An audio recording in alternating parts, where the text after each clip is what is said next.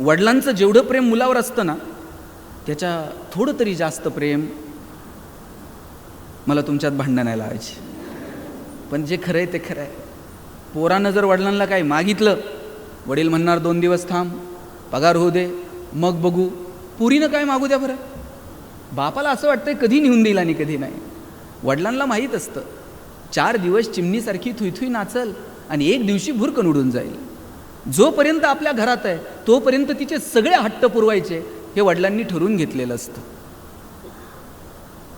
वडील स्वतः फाटलेली तुटलेली चप्पल घालतील, मुलीला मात्र शाळेत जायला चांगले शूज घेऊन देतील.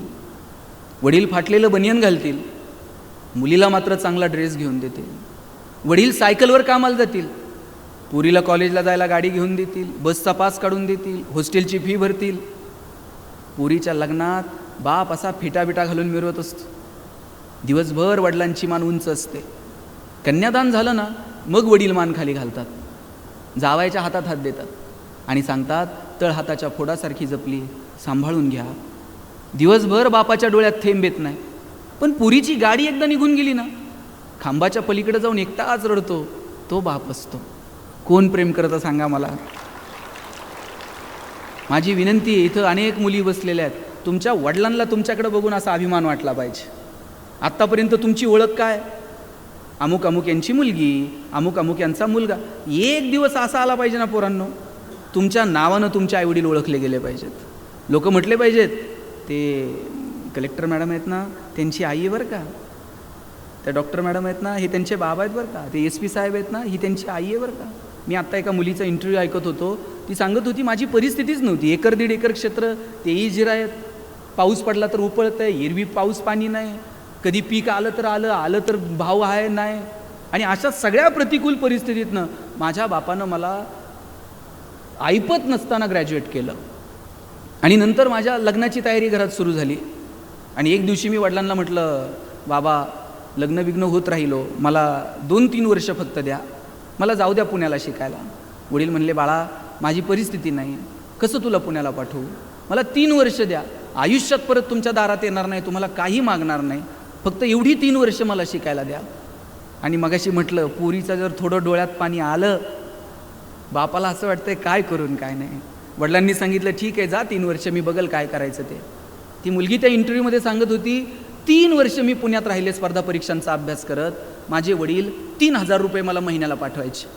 आता त्या 3,000त मेसचं पैसे देऊ का, खोलीचं भाडं भरू, क्लासची फी भरू, पुस्तकं घेऊ, करू काय काय त्या 3,000त. दुपारी 1 वेळचा डबा लावला, संध्याकाळी पुरी खोलीत स्वयंपाक करून आम्ही जेवण करायचो.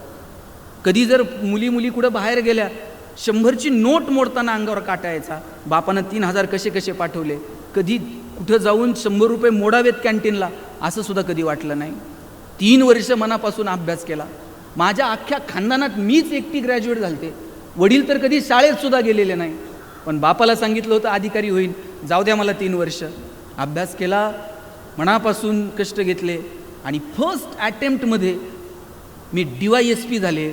आणि वडिलांना फोन केला, म्हणलं बाबा निकाल लागला.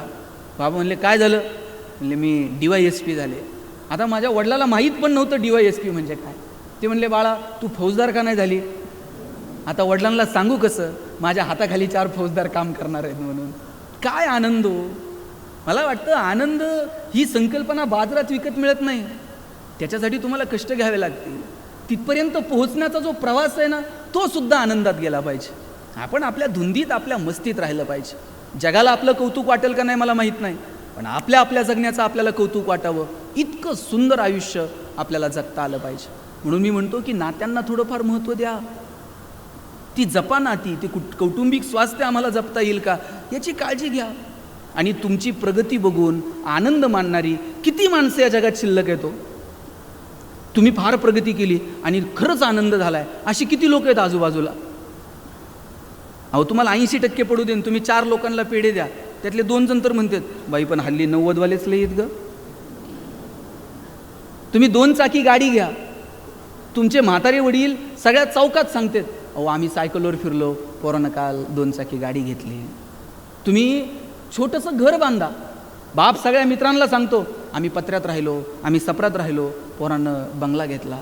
आणि तुम्ही 50 लाखाची गाडी घ्या, सगळ्या गावात पेढे वाटा, साहेब 4 जण तर तुम्हाला भेटणार, हप्ते भरा नाही तर फायनान्सवाले घेऊन जातील. तुमच्या प्रगतीमध्ये आनंद मानणारी मोजकी माणसे या जगात आहेत, त्यात एक तुमची हक्काची आई आहे आणि एक तुमचे वडील आहेत.